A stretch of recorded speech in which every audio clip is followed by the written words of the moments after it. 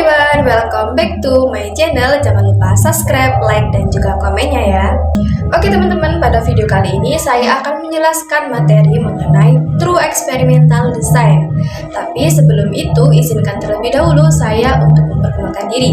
Karena ada pepatah mengatakan tak kenal maka tak aruf.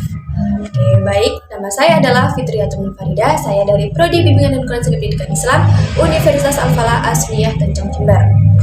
Oke, buat kalian yang masih belum tahu atau masih belum paham tentang True Experimental Design, maka kalian wajib nyimak video ini sampai selesai ya.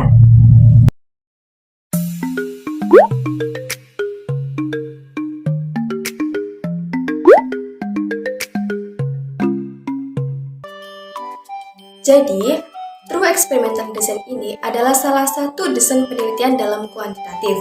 Lantas, kenapa kok dikatakan True Experimental Design? Nah, karena desain penelitian ini itu benar-benar menggunakan metode eksperimen dengan kontrol yang lebih ketat terhadap variabel luar. Adapun True Experimental Design ini biasanya digunakan untuk menjawab pertanyaan yang berhubungan dengan sebab akibat di antara variabel-variabel dengan cara menghadapkan kelompok eksperimen yang diberi perlakuan dengan kelompok kontrol yang tidak diberi perlakuan. Nah, adapun ciri utama dari True Experimental Design ini adalah sampel yang digunakan dalam kelompok eksperimen maupun kelompok kontrol itu diambil atau dipilih secara acak atau random dari populasi tertentu. Ada dua bentuk desain dalam True Experimental, yaitu pretest dan posttest.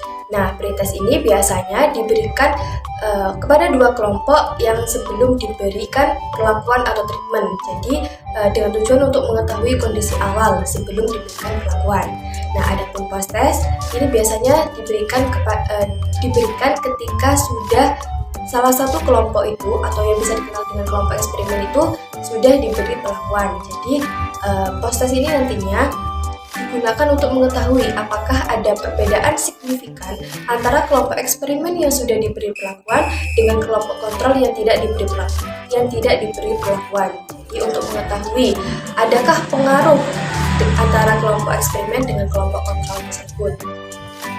Oke teman-teman, untuk materi selanjutnya yaitu mengenai langkah-langkah penelitian True Experimental Design. Jadi teman-teman, sebelum melakukan penelitian wajib nih untuk mengetahui langkah-langkahnya agar penelitian teman-teman nantinya itu bisa berjalan dengan lancar.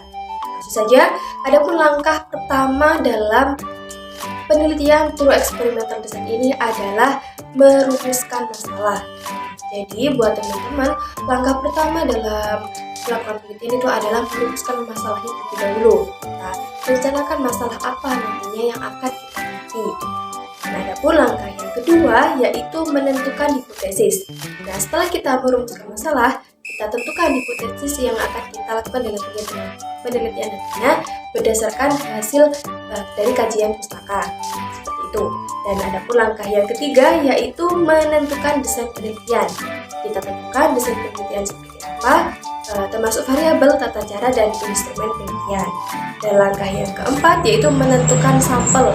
Nah, seperti yang saya katakan di awal tadi, bahwasanya dalam True Experimental Design ini sampel yang kita gunakan itu adalah diambil secara random atau acak dari populasi tertentu.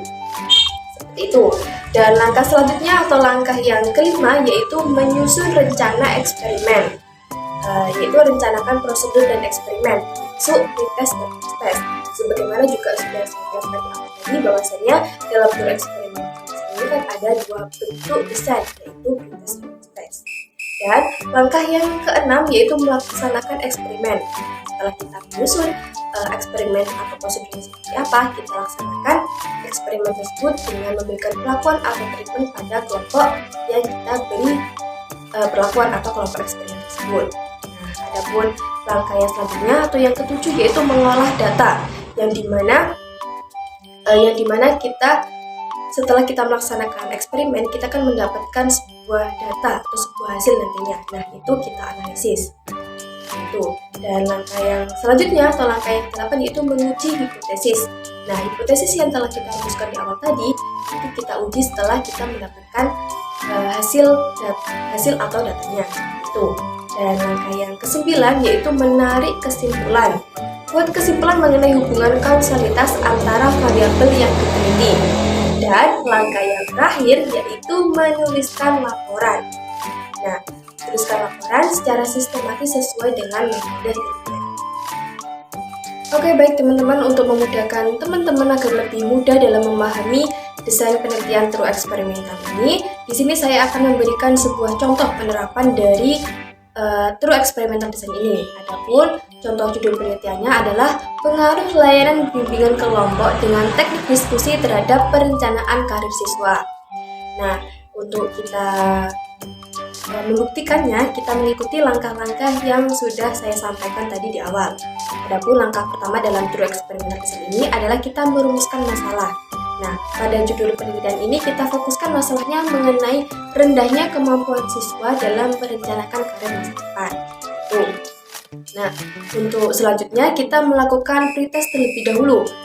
Kita membagi dua kelompok yaitu untuk memberikan sebuah pretest untuk mengetahui kondisi awal antara dua kelompok tersebut, yang dimana ada kelompok eksperimen dan kelompok kontrol.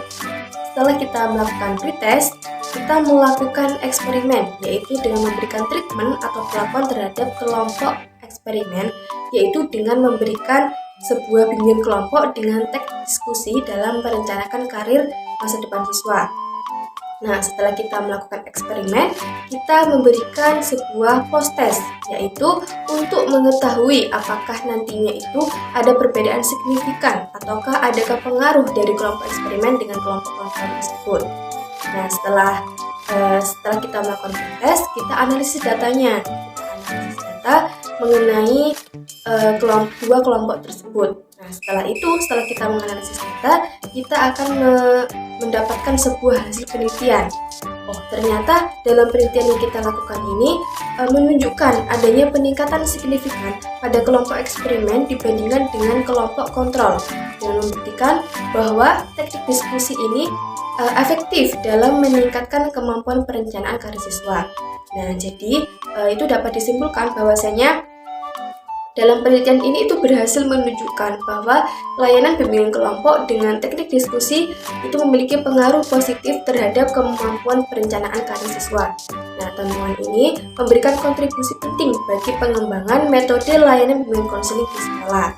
Nah, jadi contoh ini itu menggambarkan bagaimana true experimental design digunakan untuk mengevaluasi efektivitas intervensi dalam konteks bimbingan konseling pendidikan. Oke, baik teman-teman, mungkin cukup itu saja materi yang dapat saya sampaikan mengenai true experimental design. Nah, semoga bisa bermanfaat nih buat teman-teman yang mungkin saat ini sudah ada di tahap semester akhir, yang dimana nantinya sudah persiapan untuk melakukan sebuah penelitian. Baik, terima kasih, semoga bermanfaat. Kurang lebihnya saya mohon maaf. Wassalamualaikum warahmatullahi wabarakatuh.